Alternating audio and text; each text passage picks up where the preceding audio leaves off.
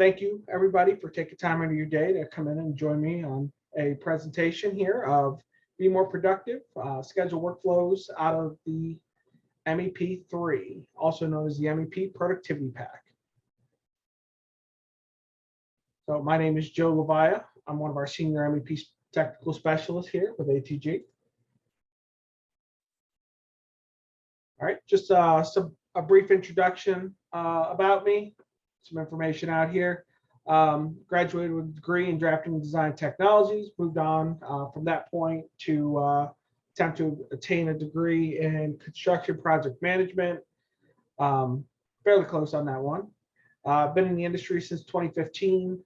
And then some of my background, I've actually worked in the industry. So I've worked on the MEP design side for a consulting firm, and then worked on the contracting side as a VDC tech for electrical, and then worked also as a VDC manager with a third-party company doing a lot of VDC for all of MEP, so MEP and F. So we do here at HEG. Currently, we do some training, we do consulting, but we also do project work and everything along those lines. And as of current, I'm on multiple projects, both the design side and the VDC side. So if you guys have any questions, especially schedule related, considering this is a webinar, feel free to ask. All right. So, and then just want to kind of go through the description of what we're going over today. So today, what we're looking at is we're going to go through schedules in the MEP3 to include some of the different types of schedules that are out here. And then we're going to discuss within those schedules the aspects of some workflows that we can utilize. And then we're also going to learn how to manipulate a little bit as well, because these are schedules that are pre-built by CTC for the MEP3. And we all use schedules a little bit differently in every firm that we're in and in every project that we're in. So I want to go through as well what we can do to adjust out some of those schedules also. So our learning objectives today that we're looking at is to just review general schedules used for setup in the MEP Productivity Pack. We also want to discuss workflows using these schedules, and then we want to learn how to edit these schedules for future use. All right, so let's hop into Revit. Okay, and I do have a question. I see a question here. MEP, does this pertain to the MEP Productivity Pack 2.2? Okay, in this case here, I believe this productivity pack is actually not the 2.2. This one that I have pulled up here is the 19.1.1. So I think the 2.2 is about to be released or just released. So I'll have to get some more information back to you on that one. These are just about the same in the 2.2 from what I've been informed, but there may be just a little bit of a variation. So if you have any questions, definitely what we'll do is you can just drop your information either in the chat, or if you have a salesperson that you're working with ATG already, they can start that process and grab some of that information as well. But I will definitely duly note that and see what I can do to get back to you. All right, and I see there's another question out here. Hand raised. So feel free if you have a question, ask a question. So,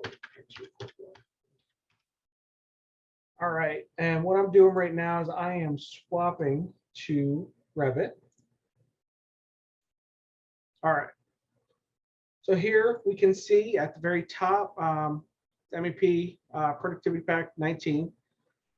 So what we're looking at here, this is just a standard splash screen that I have. And I'm showing right now, here's some of the schedules that we have out here. All right, so just brief introduction to what we're looking at. If we take a look, we see that definitely there's a long list of different schedule types out here. Within these schedule types that I have, I've got some general MEP schedules. I've also got some electrical schedules, and under the electrical options here, which by the way, if you take a look at schedules and quantities here, you can see discipline listed right next to that. That's because under the browser organization, there is some adjustments for schedules out here to organize these schedules. So just a heads up, that's how we're organizing out here. All built right into the MEP3. But as we take a look here under electrical, you can see we've got some fire alarm stuff. We got some general information out here. We've also got lighting, power, and systems. Okay, so those are some of the basic schedules that are included, or basic types of schedules that are included. Now there are variations beneath each category. When we go down to mechanical, same aspect. So mechanical kind of covers mechanical and plumbing for you guys who are questioning why plumbing is a subcategory here. But we've also got the fire protection. We've got some general information out here. We got HVAC, mechanical piping, plumbing, and then there's a separate set here for refrigeration. So I know we are seeing a lot more companies and stuff like that come in to where this is growing on the mechanical side for more of the industrial and process piping, and we're seeing a lot of manufacturing and stuff like that come in here. So this is going to just continue to grow as your project list kind of expands a little bit.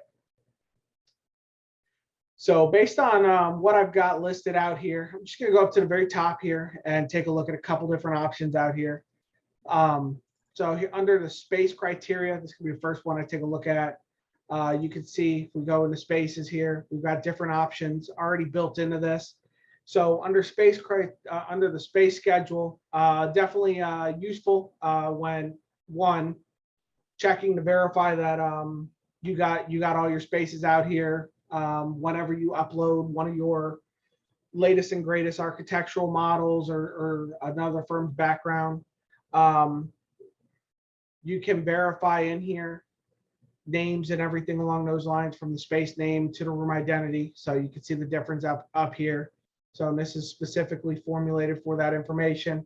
Another workflow that I've utilized this for as well is taking this space schedule that we have out here and utilizing some of the CTC tools. So we've got the Schedule Excel, Spreadsheet Link, Spreadsheet Link Express, kicking this out to an Excel spreadsheet, and then sending this over to one of our engineers or whoever is working on this, just to kind of cross-reference what they're looking at, so that way they can kind of pre-plan, especially if you got one of the older school guys who utilizes a lot of stuff outside of Revit, outside of the PC, in order to do their calcs and do some of their estimating and everything along those lines. So this is a great option for this schedule. As you can see here, if we take a look into the fields and see what's already included in here, there's a whole series of different parameters that are tied into the schedule. You can see based upon all the parameters that are included out here as well, you guys can always add or adjust in that case, depending on what you guys really need. But then getting into filtering, getting into sorting, you've got some of that flexibility. If you wanted to add, say, a grand total, pretty easy to add a grand total right out here. We do see a lot of that with a lot of different people, to make sure that from one submission to the next, basically, or one new background to the next, they're not losing spaces. We all know that happens, especially getting closer to some type of major deliverable, whether it's CDs, DDs, or SDs, because we're doing that now with the SDs, and we're making sure that we put something on paper in most cases. This just gives us the ability to just kind of track some of that, track those changes. Once we get into the formatting, you can see we start diving into some of this information. We can start doing conditional formatting. So we can see under constraints for height and everything along those lines, and in ceiling and stuff like that. We can have conditional formatting out here. We can see calculations out here. Um, we can do all kinds of different information. So if we go into conditional formatting, you can see this is kind of how we add to it. This is one of the workflows we utilize in order to create some of the appearances that we do have out here. Under the appearance tab, we do have a view template. So I know not a lot of companies will utilize a view template for their schedules, but in the MEP3, we do utilize a view template. It does come in handy. It kind of brings everything right to the forefront, and this has already been tested out with our plotting. So that way we can verify line thicknesses and how everything cleans up or doesn't clean up. So that's why this is already put together. New thing out here, embedded schedules. We don't have anything listed, but that is an option. Okay. So this is just one of the basic schedules out here. There are some tools and stuff like that. So if you're looking at code selection and some of these other interesting little tool options here, label visibility, error check, you guys can start to see some different pieces of information. Some of what I utilize out here specifically, I do a lot of project setup and stuff. I will have a view list listed out here. So I like to verify kind of my view list. And then diving into floor plans on sheets. This gives you a QA/QC option. So we utilize that as QA/QC in order to verify that we have some stuff already on sheets, what's on sheets, and what else do I need to add. So that way we can put together that punch list at the end of the deliverable, so that way we can just nail things down and get things done. Okay. So those are some of the basics out here. If we dive under some of the other categories here, you can see we've got some options out here. So I'm going to come down to power. There's design and coordination. Okay. Let me stretch this across a little bit. So if I take a look at this, I'm going to just dive into the circuit overload check. All right. So this is going to be a workflow that we utilize in design. It may not be something that you're going to drop on a sheet, but this is going to be something that you're going to go through, and Revit is extracting the information right out of the actual calculations and right off of your floor plans with what's modeled in already. Okay. So if you guys are trying to keep track of all that information, we can now sit here and we could go through, we could see what may be overloaded, because in our formatting, when we come over to percentage of rating, we can see there's conditional formatting telling us whenever there's a greater value of 80 in that specific field. So these are some things that not as many people understand that Revit can do. But this really gives you guys a little bit more flexibility by adding some of that conditional formatting. So these are some alternatives out here. You can also, if you wanted to run calculations, you can add some additional calcs. I caution from that for right now, but that gives you guys a little bit of flexibility there. And if you guys need to add to this, I mean, remember, it's electrical circuit. So keep this in mind. Everything is tied to that shared parameters file. So make sure y'all got a good shared parameters file. But you guys can come down and you guys can find additional information that you might want to find out and pull information on, and really be able to kind of gear yourself towards what you're looking for, what may not be necessarily something kosher that you need to verify your basically your percentage ratings, and make sure your circuits are reasonable and are not overloaded. So this is just some of the information that's out here. Again, this is definitely something that we look to in order to make sure that we want to keep track of what's in the model, so that way we don't get a little too out there, so on and so forth with our design. Also, great option here for taking care of some of the newer kids that are coming in, especially if you're a designer and you got a newer drafter, maybe fresh out of school, who may not be able to identify the receptacle on the wall.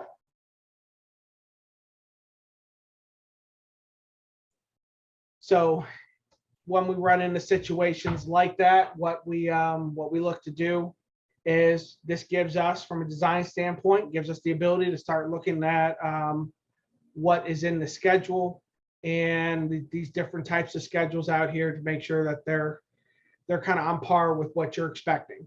Okay. So if we come down a little bit further, actually, I'm going to take a look at Conduit right here. So if we start taking a look at Conduit, I'm going to do a Conduit Run schedule.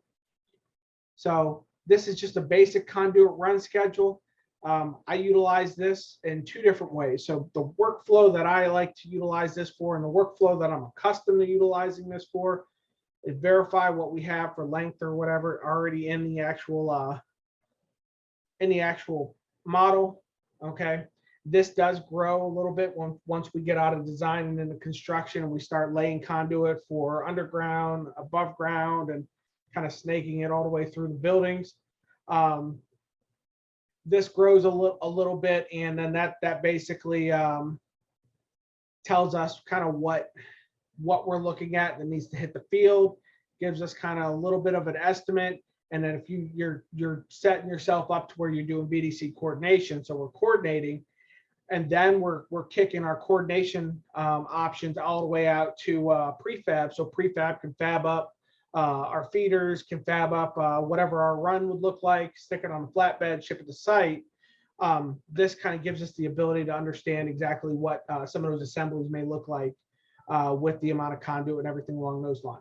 And that can be easily extracted just based off the modeling that is done in Revit. So having some of these options and then coming out here and then adding specifically right to some of these specific schedules can go a long way. Feel free. I mean, I do it quite a bit. Feel free to adjust and add to some of these schedules, remove from some of these schedules, separate out and organize.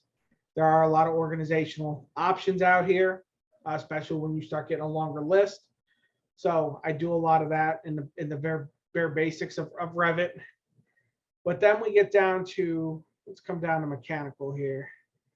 Get down to mechanical, and if we're taking a look at, say, equipment in mechanical, so let's take a look here at some of our equipment that we have. I'm going to go down to our VAV boxes. Here we go. So here's one of our VAV box schedules that we have here. Some of the things that this schedule gets used for: one, verify our VAV boxes, especially if we're sending out a checklist to field, or for you guys on the design side of the house, if you're looking at a bid that came in and you're like, this is just off. Say you got $500,000 worth of equipment in a space, and somebody bid it at just under 100K, you can literally go right down the list and look and see, did they miss this? Did they miss that? And so on and so forth. Unfortunately, I've been part of those conversations on the design side where we're looking to see what was missed. So this gives you guys a little bit of that start, a little bit of that flexibility, looking at the rooms, looking at some of the information so you guys can add your manufacturing in here, and so on and so forth. You guys can see what next size is, so that way that can go to the field. So this can be utilized in both design and on the contracting side. That way we can verify what we're looking at and what needs to hit a field for ordering. Within the design, though, you got some of these little options here. So if I take a look at this, you can see the conditional formatting that's already embedded. So this is conditional formatting. Okay, so let's take a look. Some design.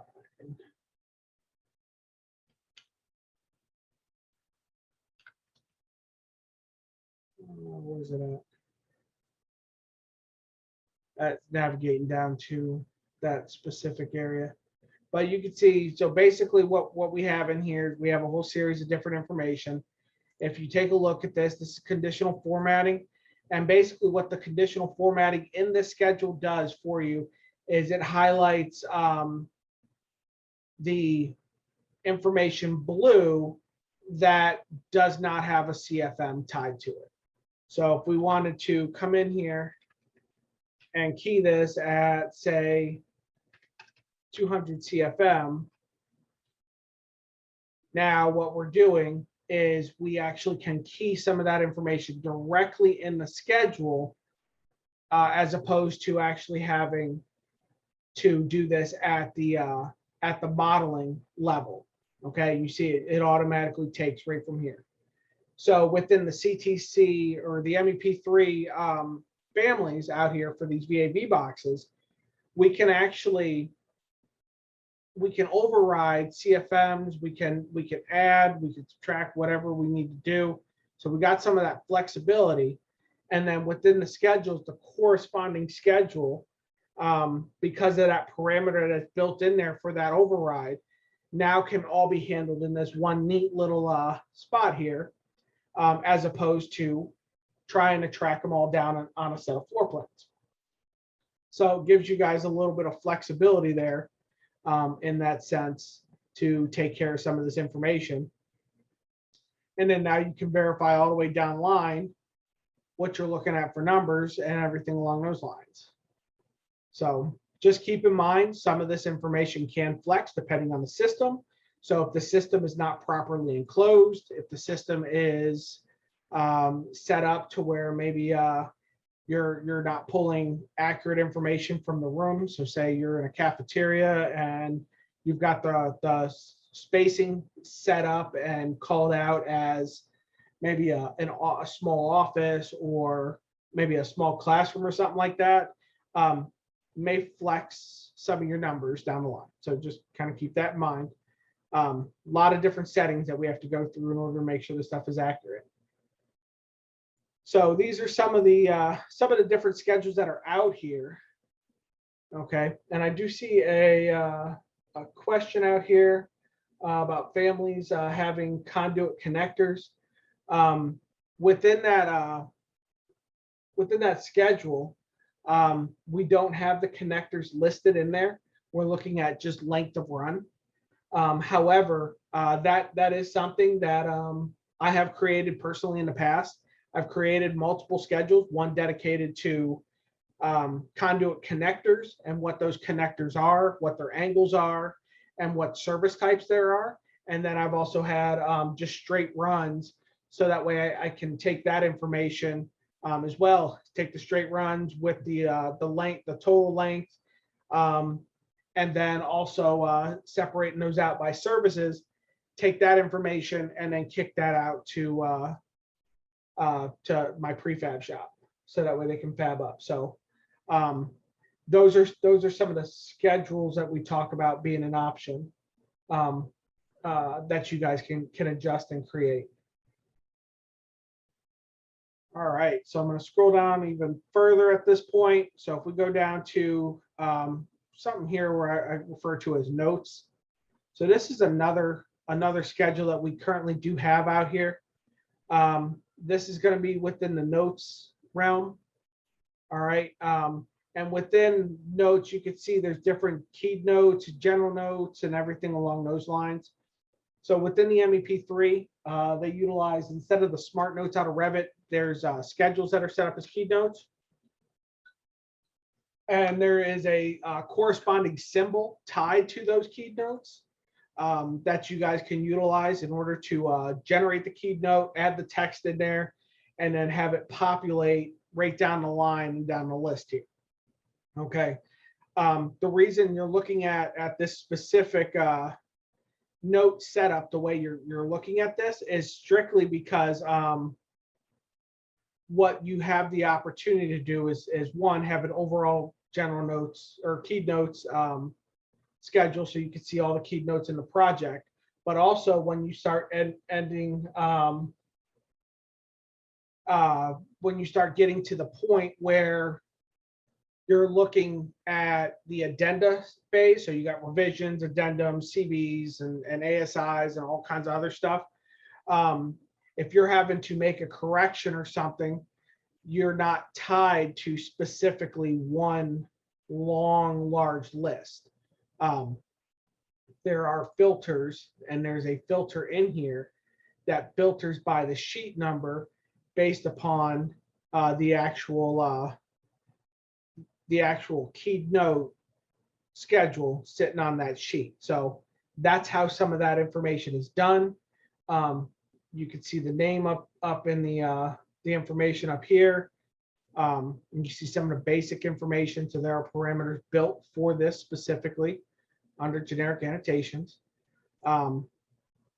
This is how we keep kind of track of some of that information. So there is no conditional formatting tied into this, and appearance is tied under a separate identity data view template here. So those are some things to kind of keep in mind of. I've got a question out here. Can you spell check this?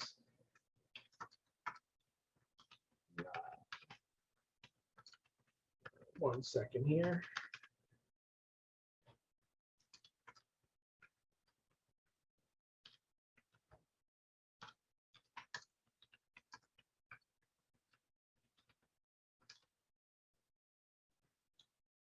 All right.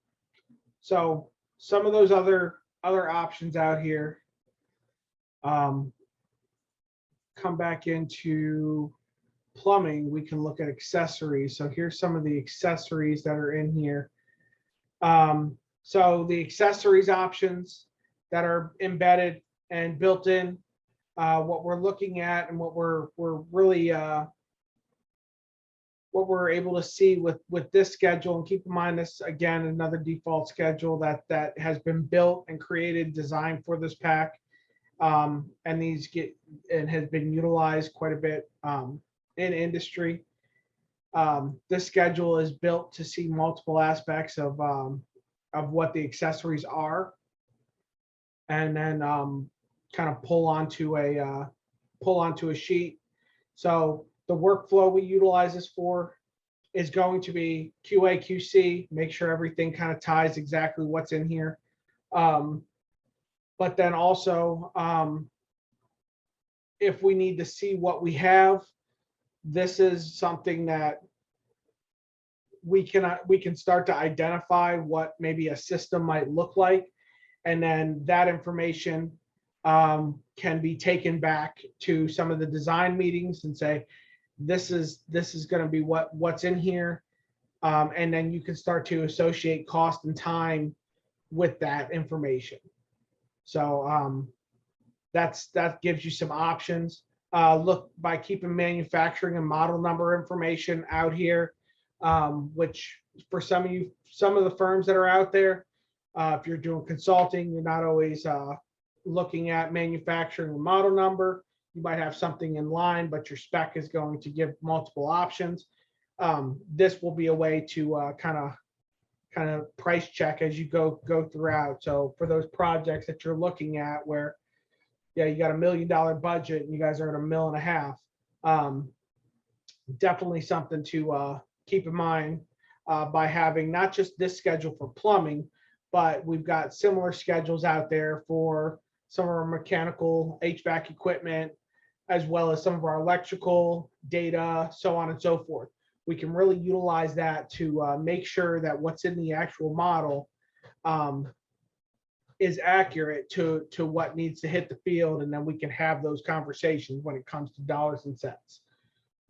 So, and then we can utilize that information to verify against a bid. We can utilize that information to verify that whoever we're working with, whether it be an intern, maybe a newer drafter, maybe a newer designer, they can really start to see they have something visual they can track to really understand what's going on. And then when project closeout comes along and you start really actually diving into closeout, which I know is not necessarily the easiest, because, well, we're not going to lie here, we're a busy industry.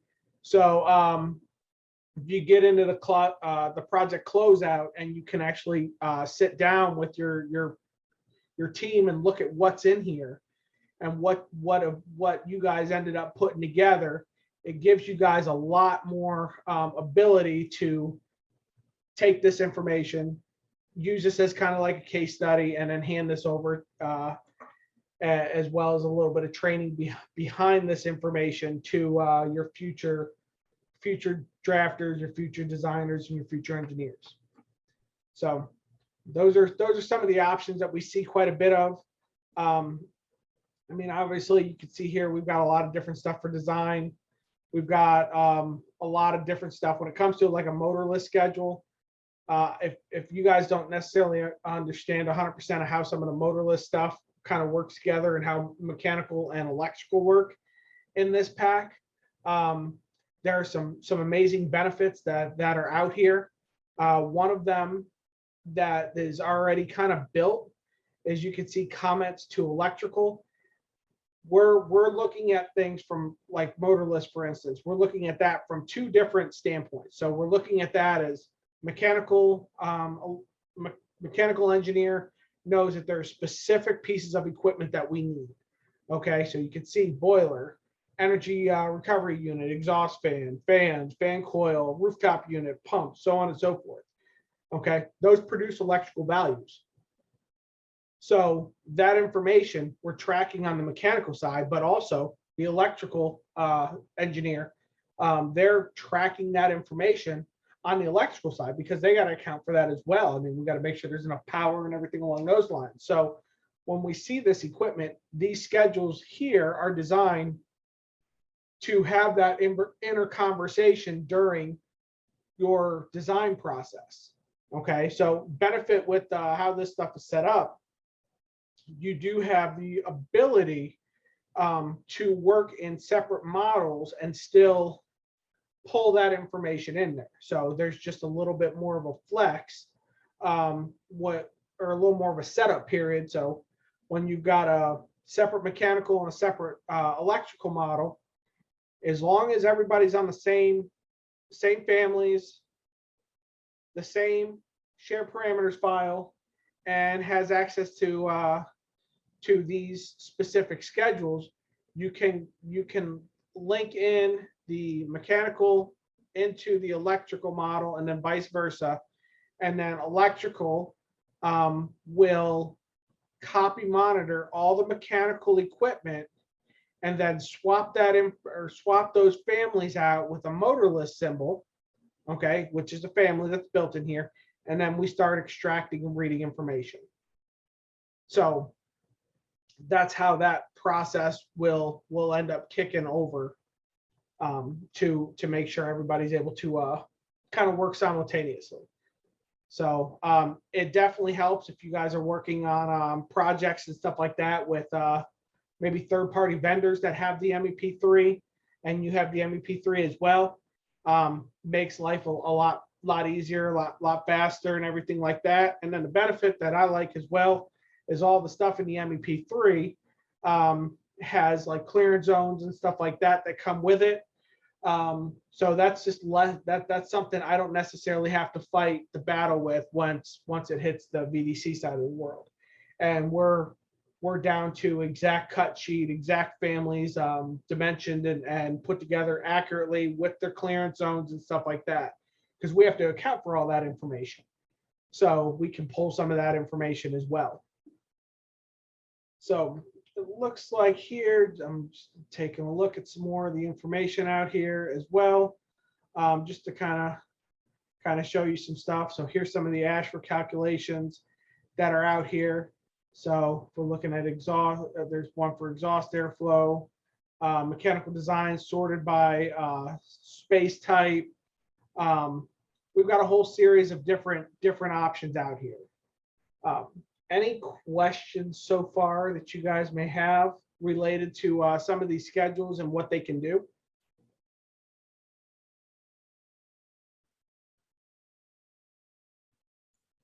Okay. So feel free to drop that information in the chat here. There's a Q&A section that's out here.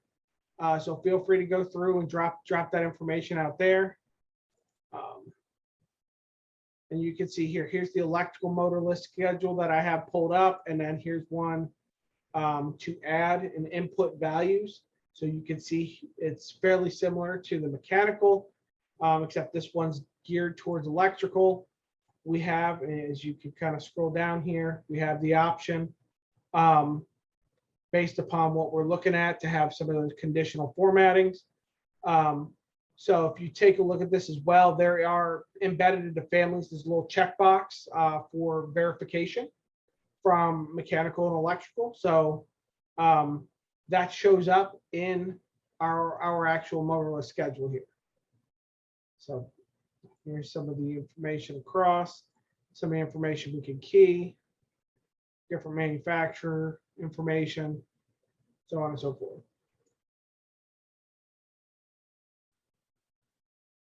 All right.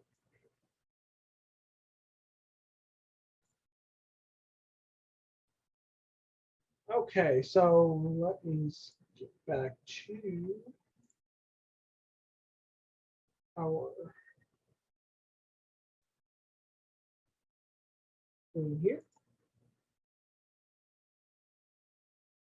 All right, so just to recap a little bit, we did go through and we did explore the different types of schedules in the MEP3. We discussed some workflows and so on to utilize in those schedules. And then we did explore some of the settings that really make these schedules maneuver pretty well for us and help with our daily workflow with them. So now I do open it up to questions. So if you have any questions, feel free to ask questions. And if you guys don't have any questions, definitely thank you for your time today. And for further questions, please feel free to reach out to our sales team. The information's right up here. You can either call, email, contact us through our website, and then for any future webinars and any future information, feel free.